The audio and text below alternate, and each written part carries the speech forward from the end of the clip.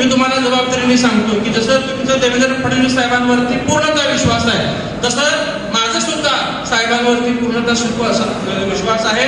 तुमच्या माध्यमातून साहेबांनी माझं पालकत्व स्वीकारलंय आणि साहेब प्रचंड हुशार आहे.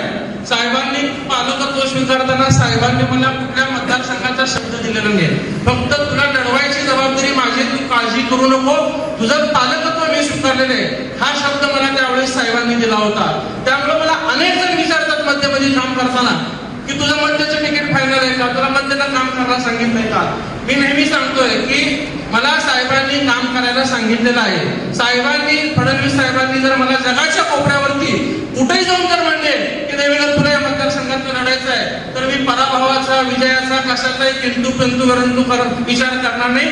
मी भारतीय जनता पार्टीचा एक कार्यकर्ता, फडणवीस साहेबांवरती विश्वास ठेवून त्या मतदारसंघातलं काम करण्याची जबाबदारी माझी असेल. मला अनेक लोक होऊ शकतात शहरात काम करताना की दादा तुम्ही त्या मतदारसंघातलं प्रतिनिधित्व करता, तो भाग हा शहर उत्तर मध्ये येतो.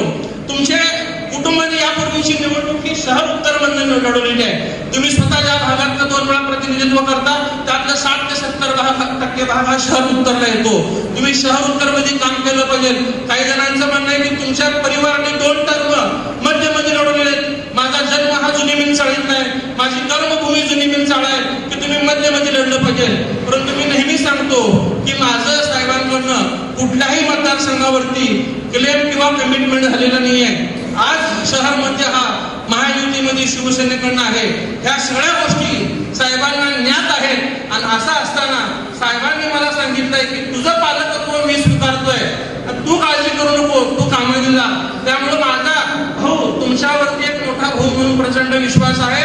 भविष्यात जर का फडणवीस साहेबांनी मला बोलून सांगितलं की मी मध्यला रामभाऊ उमेदवारी देतोय आणि तुला दुसऱ्या मतदारसंघात शेजारी लढायचं आहे, तर एक भाऊ म्हणून निश्चितच पूर्ण ताकदीने तुमच्यासोबत माझ्या आजोबांचा, माझ्या परिवाराचा किंवा माझ्या जे काही मोठे परिवार प्रेम करणारी सगळं काही सहकार्य शक्य असेल, आपण दोघं जण आदरणीय फडणवीस साहेबांचे एक मार्गदर्शक त्यांचं घेऊन चांगल्या पद्धतीने लढून आपल्या भारतीय जनता पार्टीचा भविष्य काळातला विजय करण्यासाठी प्रयत्न करूया.